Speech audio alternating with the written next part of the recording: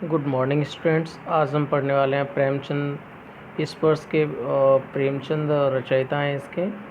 और हमारा जो चैप्टर है वो है बड़े भाई साहब। बड़े भाई साहब काफ़ी रोचक चैप्टर है। जो कहानी है इसकी वो बड़ी ही इंटरेस्टिंग है। तो एक बार हम इसको शुरू कर देते हैं कहानी को। मेरे भाई साहब मुझसे 5 साल बड़े लेकिन केवल 3 दर्जे आगे थे। यानी कि जो भाई साहब थे वो उम्र में तो 5 साल बड़े थे, लेकिन क्लास में जैसे कक्षा में होते हैं वो 3 क्लास ही आगे थे। उन्होंने भी उसी उम्र में पढ़ना शुरू किया था जब मैंने शुरू किया, लेकिन तालीम जैसे महत्व के मामले में वो जल्दबाजी से काम लेना पसंद न करते थे। यानी कि जब मैंने पढ़ना शुरू किया था तभी उन्होंने किया था, लेकिन जो तालीम में जो शिक्षा है इसमें महत्व का जो मामला है वो जल्दबाजी से काम नहीं लेते थे, आराम आराम से करते थे। इस भवन की बुनियाद खूब मजबूत डालना चाहते थे जिस पर आलीशान महल बन सके। 1 साल का काम 2 साल में करते थे, यानी कि 1 साल में वो पास नहीं हो पाते थे, 2 साल में 3 साल में पास होते थे। तो 1 साल का काम जो था वो 2 से 3 साल में करते थे। कभी कभी 3 साल लग जाते थे, यानी कि वही 2-3 साल में काम उनका हो पाता था। बुनियाद ही पुख्ता ना हो तो मकान कैसे पायदार बने। यानी कि उनका मानना था कि बुनियाद अगर पक्की नहीं होगी तो मकान कैसे अच्छा बनेगा। मैं छोटा था, वह बड़े थे। अब छोटा हूँ मैं और वह बड़े हैं, तो बात तो उनकी चलेगी वो सही करें या गलत। मेरी उम्र 9 साल की थी, वह 14 साल के थे। उन्हें मेरी तमीज़ और निगरानी का पूरा और जन्म सिद्ध अधिकार था। उन्हें जन्म से ही अधिकार मिला था कि वो मेरी निगरानी करें, क्योंकि मैं उनका छोटा भाई था। बड़ा भाई हमेशा छोटे भाई को देखता रहता है, और मेरी शालीनता इसी में थी कि उनके हुक्म को कानून समझूं। वह स्वभाव से बड़े अध्ययनशील थे, मतलब पढ़ते रहते थे, हरदम किताब खोले बैठे रहते थे। और शायद दिमाग को आराम देने के लिए कभी कॉपी पर किताब के हाशियों पर चिड़ियों कुत्तों बिल्लियों की तस्वीर बनाया करते थे। यानी कि आराम करना है तो जो हाशिया होता है, हाशिया जो लाइन खींचते हैं उसके बाद हम लिखना शुरू करते हैं पेज में, उसको हाशिया कहते हैं। तो उससे पहले कभी तस्वीर बनाया करते थे। कभी कभी एक ही नाम या शब्द या वाक्य 10-20 बार लिख डालते, मतलब उनको याद नहीं होता था तो एक ही वाक्य को 10-20 बार लिखते जिससे याद हो जाए।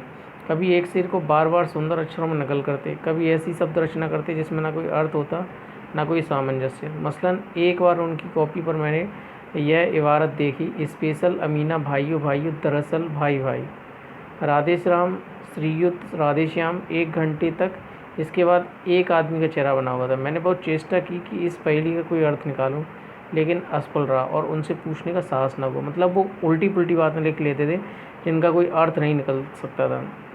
वह 9वीं जमात में थे, मैं 5वीं में। उनकी रचनाओं को समझना मेरे लिए छोटा मुँह बड़ी बात थी। यानी कि वो 9वीं क्लास में, मैं 5वीं में हूँ, तो उनसे पूछ भी नहीं सकता था कि आपने ये क्या लिखा हुआ है।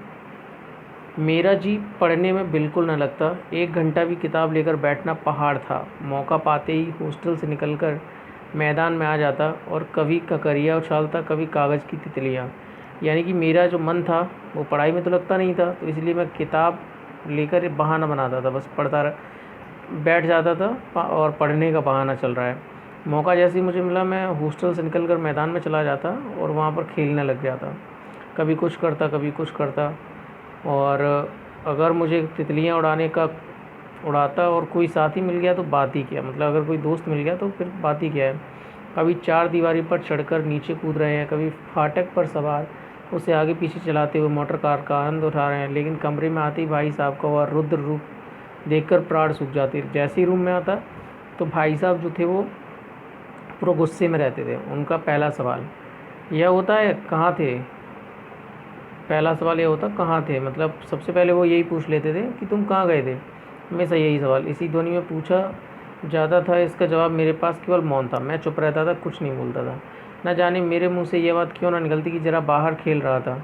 मेरा मौन कह देता था कि मुझे अपना अपराध स्वीकार है, और भाई साहब के लिए उसके सिवा और कोई इलाज न था कि स्नेह और रोज़ से मिले हुए शब्दों में मेरा सत्कार करें।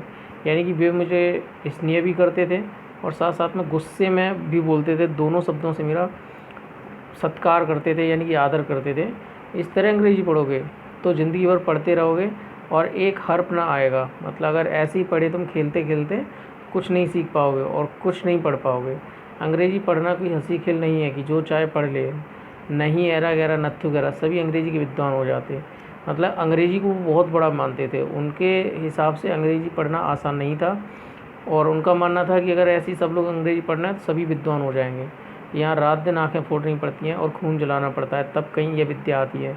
और आती क्या है, हाँ कहने को आ जाती है, बड़े बड़े विद्वान भी शुद्ध अंग्रेज़ी नहीं लिख सकते, बोलना तो दूर रहा। यानी कि बहुत मेहनत करनी पड़ती है तब कहीं जाके अंग्रेज़ी आती है।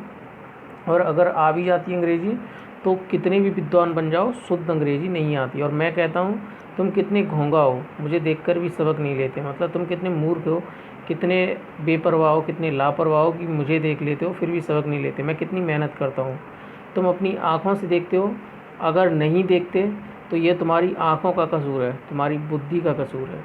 इतने मेले तमाशे होते हैं, तुमने मुझे कभी जाते देखा है? मतलब मैं कितनी पढ़ाई करता हूँ, मैं कभी कहीं नहीं जाता, ना मेले में जाता हूँ ना कहीं जाता, लेकिन तुमको दिखाई नहीं देता, ये तुम्हारी बुद्धि का कसूर है। रोज़ ही क्रिकेट और हॉकी मैच होते हैं, मैं पास नहीं पटकता, कभी नहीं जाता, हमेशा पढ़ता रहता हूँ।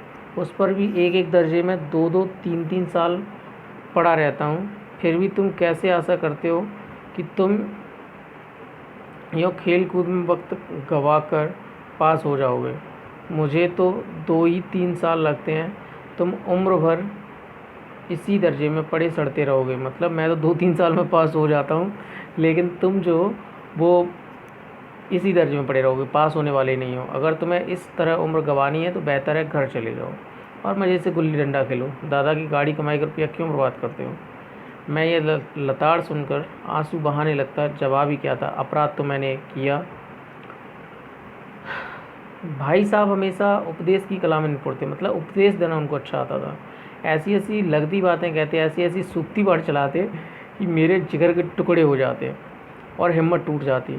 इस तरह जान तोड़कर मेहनत करने की शक्ति मैं अपने आप में न पाता था और उस निराशा में ज़रा देर के लिए मैं सोचने लगता, क्यों ना घर चला हो जाओ। जो काम मेरे बूते के बाहर है उसमें हाथ डालकर क्यों अपनी ज़िंदगी ख़राब करूं।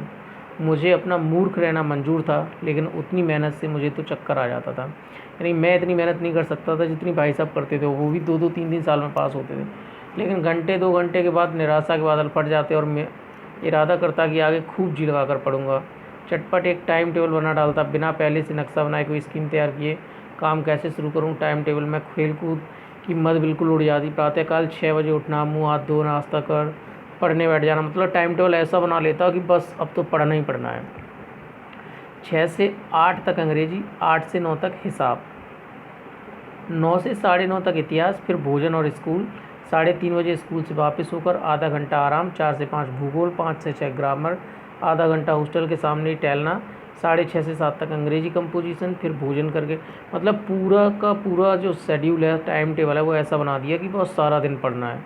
मगर टाइम टेबल बना लेना तो एक बात है, उस पर अमल करना दूसरी बात है, जैसे कि सारे बच्चों के साथ होता है। पहले ही दिन उसकी अवहेलना शुरू हो जाती। मैदान की वह सुखद हरियाली, हवा के हल्के हल्के झोंके, फुटबॉल की वह छल कूद, कबड्डी की वह दाव घात, वॉलीबॉल की वह तेज़ी फुर्ती मुझे अज्ञात और अनिवार्य रूप से खींच ले जाती। और वहाँ जाती मैं सब कुछ भूल जाता कि मैंने टाइम टेबल बनाया अभी था। वह जानलेवा टाइम टेबल, वह आँख फोड़ पुस्तकें, किसी की याद न रहती और भाई साहब को नसीहत और फजीहत का अवसर मिल जाता। मैं उनके साए से भागता, उनकी आँखों से दूर रहने की चेष्टा करता, कमरे में इस तरह दबे पाँव आता कि उन्हें खबर ना हो। लेकिन वो तो बिल्कुल तैयार बैठे रहते थे मुझे देखने के लिए। उनकी नज़र जैसे ही मेरी ओर उठी और मेरे प्राण निकले, हमेशा सिर पर एक नंगी तलवार से लटकती मालूम होती। फिर भी जैसे मौत और विपत्ति के बीच भी आदमी मोह और माया के बंधन में जकड़ा रहता है। मैं फटकार और घुड़कियाँ खाकर भी खेल कूद तिरस्कार न कर सकता था। सालाना इम्तिहान हुआ, भाई साहब फेल हो गए, मैं पास हो गया और दर्जे में प्रथम आया। मतलब मैं बिल्कुल नहीं पढ़ा था, भाई साहब सारी सारी रात पढ़ते रहते थे और वो फेल हो गए। मेरे और उनके बीच में 2 साल का अंतर रह गया। पहले वो 3 साल का अंतर था, अब 2 साल का ही रह गया। जी मैं आया भाई साहब को आड़े हाथों लूँ, आपकी वह घोर तपस्या कहाँ गई? मतलब मुझे भी गुस्सा आ रहा था कि आपकी घोर तपस्या कहाँ गई? मैं पढ़ा भी नहीं फिर भी पास हो गया, और अब सारी रात सारे दिन पढ़ते रहते हैं फिर भी फेल हो गए। मुझे देखिए, मज़े से खेलता भी रहा और दर्जे में अव्वल भी हूँ, लेकिन वह इतने दुखी और उदास थे कि मुझे उनसे दिली हमदर्दी हुई और उनके घाव पर नमक छिड़कने का विचार ही लज्जास्पद जान पड़ा। हाँ, अब मुझे अपने ऊपर कुछ अभिमान हुआ और आत्मसम्मान भी बढ़ा।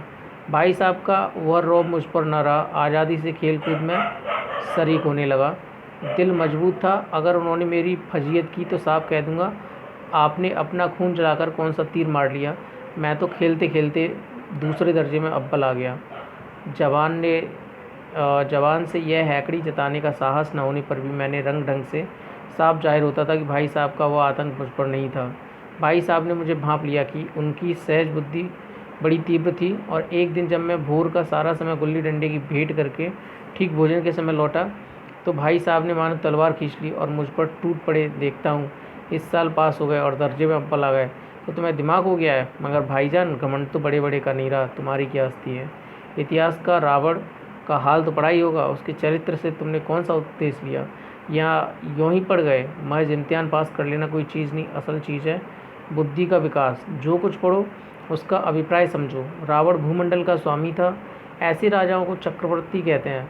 आजकल अंग्रेज़ों के राज्य का विस्तार बहुत बड़ा हुआ है, पर उन्हें चक्रवर्ती नहीं कह सकते। संसार में अनेक राष्ट्र अंग्रेज़ों का आधिपत्य स्वीकार नहीं करते, बिल्कुल स्वाधीन है। रावण चक्रवर्ती राजा था। संसार के सभी महीप उसे कर देते थे। बड़े बड़े देवता उसकी गुलामी करते थे। आग और पानी के देवता भी उसके दास थे। मगर उसका अंत क्या हुआ? घमंड ने उसका नाम निशान तक मिटा दिया। कोई उसे एक चुल्लू पानी देने वाला भी नहीं बचा था। आदमी और जो कुकर्म चाहे करे, पर अभिमान न करे, इतराए नहीं। अभिमान किया और दीन दुनिया दोनों से गया। शैतान का हाल भी पड़ा ही होगा। मतलब उन्होंने मुझे डांटना बहुत अच्छे से शुरू कर दिया, बहुत अच्छे से डांट लगाई। इससे यह अभिमान हुआ कि ईश्वर उससे बढ़कर सच्चा भक्त कोई है ही नहीं। अंत में हुआ कि स्वर्ग से नरक में ढकेल दिया गया। शाही रूम ने भी एक बार अहंकार किया था, भीख मांग मांग कर मर गया। तुमने तो अभी केवल एक दर्जा पास किया है और अभी से तुम्हारे सिर पर फिर गया। तब तो तुम आगे पढ़ चुके। यह समझ लो कि तुम अपनी मेहनत से नहीं पास हुए, अंधे के हाथ बटेर लग गई। मगर बटेर केवल एक बार हाथ लग सकती है, बार बार नहीं लग सकती। कभी कभी गुल्ली डंडे में भी आधा घंटा चोट निशाना पड़ जाता है, उसमें कोई सफल खिलाड़ी नहीं हो जाता। सफल खिलाड़ी हुआ है जिसका कोई निशाना खाली न जाए। मेरे फेल होने पर मत जाओ। मतलब मैं फेल भले हो गया हूँ, लेकिन तुमसे मेरे दर्जे में आओगे तो दांतों में पसीना आ जाएगा। अब जब अलजबरा और ज्योमेट्री के लोहे के चने चबाने पड़ेंगे और इंग्लिस्तान का इतिहास पढ़ना पड़ेगा। बादशाहों के नाम याद रखना आसान नहीं। 8-8 हेनरी हो गुजरे हैं। कौन सा कांड किस हेनरी के समय में हुआ, क्या याद कर लेना आसान समझते हो? हेनरी 7वें की जगह हेनरी 8वां लिखा और 7 सब नंबर गायब, सफाचट। सिफर भी न मिलेगा, सिफर भी। मतलब डांटना उनका अच्छा चल रहा है। हो किस ख्याल में? दर्जनों तो जेम्स हुए हैं, दर्जनों विलियम हैं, कौड़ियों चार्ल्स हैं। दिमाग चक्कर खाने लगता है, आंधी रोग हो जाता है। इन अभागों को नाम भी न जुड़ते। एक ही नाम के पीछे दोयम सोयम चहारुम पंचुम लगाते चले गए। मुझसे पूछते तो 10 लाख नाम बता देता। और ज्योमेट्री तो बस खुदा की पनाह। अ ब ज की जगह अ ज ब लिख दिया और सारे नंबर कट गए। कोई इन निर्दयी मुमतहीनों से नहीं पूछता कि आखिर अवज और अज व क्या फ़र्क है। और व्यर्थ की बात के लिए क्या छात्रों का खून करते हो? दाल भात रोटी खाई या भात दाल रोटी खाई, इसमें क्या रखा है?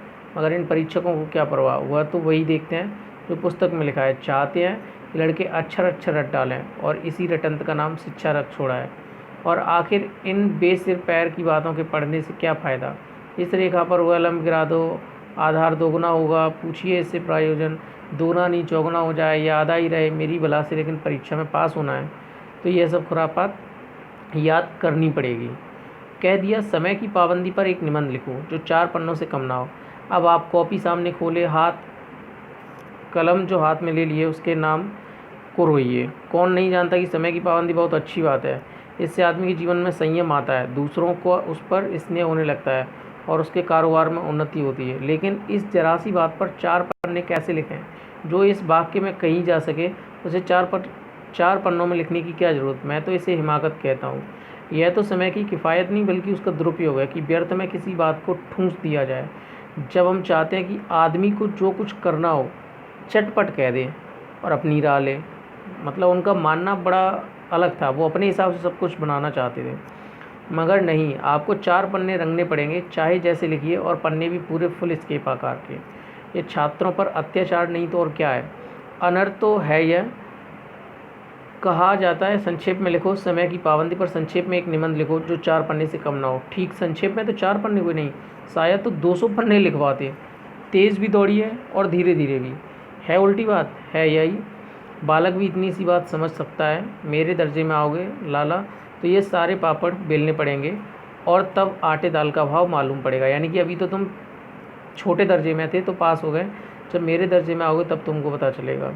इस दर्जे में अव्वल आ गए हो तो ज़मीन पर पाँव नहीं रखते, इसलिए मेरा कहना मानिए, लाख फेल हो गया हूँ लेकिन तुमसे बड़ा हूँ। संसार का मुझे तुमसे कहीं ज़्यादा अनुभव है। जो कुछ कहता हूँ उसे गिरह बांधिए, नहीं पछताइए। स्कूल का समय निकट था, नहीं ईश्वर जाने यह उपदेश माला कब समाप्त होती। भोजन आज मुझे निस्वाद सा लग रहा था। जब पास होने पर यह तिरस्कार हो रहा है तो फेल हो जाने पर तो शायद प्राण ही ले लिए जाए। भाई साहब ने अपने दर्जे की पढ़ाई का जो भयंकर चित्र खींचा था उसने मुझे भयभीत कर दिया। स्कूल छोड़कर घर नहीं भागा, यही ताज्जुब है। लेकिन इतने तिरस्कार पर भी पुस्तकों में मेरी रुचि ज्यों की त्यों बनी रही। खेल कूद का कोई अवसर हाथ से न जाने देता, पढ़ता भी मगर बहुत कम, बस इतना ही कि रोज़ टास्क पूरा हो जाए और दर्जे में जलील न होना पड़े। अपने ऊपर जो विश्वास पैदा हुआ था वो फिर लुप्त हो गया और फिर चोरों का सा जीवन कटने लगा। फिर सालाना इम्तिहान हुआ और कुछ ऐसा संयोग हुआ कि मैं फिर पास हुआ और भाई साहब फिर फेल हो गए। मैंने बहुत मेहनत नहीं की पर न जाने कैसे दर्जे में अव्वल आ गया। मुझे खुद अचरज हुआ। भाई साहब ने प्राणांत तक परिश्रम किया, कोर्स का एक एक शब्द चाट गए थे। 10 बजे रात तक इधर, 4 बजे भोर से उधर, 6 से 9 स्कूल जाने के पहले मुद्रा कांतिहीन हो गई थी, मगर बेचारे फेल हो गए। मुझे उन पर दया आती थी। नतीजा सुनाया गया तो रो पड़े और मैं भी रोने लगा। अपने पास होने की खुशी आधी हो गई। मैं भी फेल हो गया होता तो भाई साहब को इतना दुख ना होता, लेकिन विधि की बात कौन टाले। मेरे और भाई साहब के बीच में अब केवल एक दर्जे का अंतर था और रह गया। मेरे मन में एक कुटिल भावना उदय हुई कि कहीं भाई साहब एक साल और फेल हो जाएं तो मैं उनके बराबर हो जाऊं, फिर वह किस आधार पर मेरी फजीयत कर सकेंगे। लेकिन मैंने इस विचार को दिल से बलपूर्वक निकाल डाला। आखिर वह मुझे मेरे हित के विचार से ही तो डांटते हैं। मुझे इस वक्त अप्रिय लगता है अवश्य, मगर यह शायद उनके उपदेशों का ही असर है कि मैं दनादन पास होता जाता हूँ और इतने अच्छे नंबरों से। अब भाई साहब बहुत कुछ नरम पड़ गए थे। कई बार मुझे डांटने का अवसर पाकर भी उन्होंने धीरज से काम लिया। शायद अब वो खुद समझने लगे थे कि मुझे डांटने का अधिकार उन्हें नहीं रहा, या रहा भी है तो बहुत कम। मेरी स्वच्छंदता भी बढ़ी। मैं उनकी सहिष्णुता का अनुचित लाभ उठाने लगा। मुझे कुछ ऐसी धारणा हुई कि मैं पास हो जाऊंगा, पढ़ूं या ना पढ़ूं, मेरी तकदीर बलवान है। इसलिए भाई साहब के डर से जो थोड़ा बहुत पढ़ लिया करता था वह भी बंद हुआ। मुझे कनकौए उड़ाने का नए शौक पैदा हो गया और अब सारा समय जो था मेरा पतंगबाजी की भेंट होता था। फिर भी मैं भाई साहब का अदब करता था और उनकी नज़र बचाकर कनकौए उड़ाता था। माजा देना, कन्ने बांधना, पतंग टूर्नामेंट की तैयारियां आदि समस्याएं सब गुप्त रूप से हल की जाती थीं। मैं भाई साहब को यह संदेह न करने देना चाहता था कि उनका सम्मान और लिहाज मेरी नज़रों में कम हो गया है।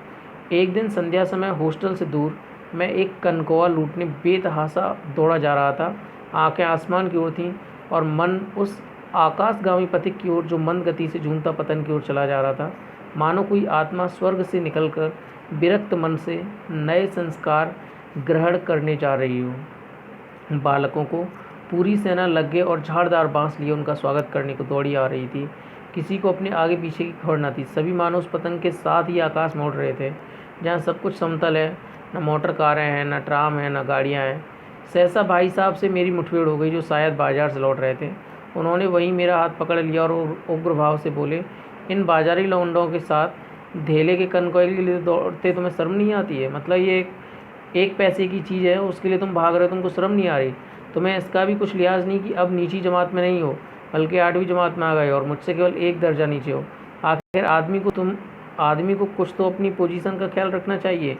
एक ज़माना था कि लोग 8वां दर्जा पास करके नायब तहसीलदार हो जाते थे। मैं कितने ही मिडिलचियों को जानता हूँ जो आज अव्वल दर्जे के डिप्टी मजिस्ट्रेट और सुप्रिटेंडेंट हैं।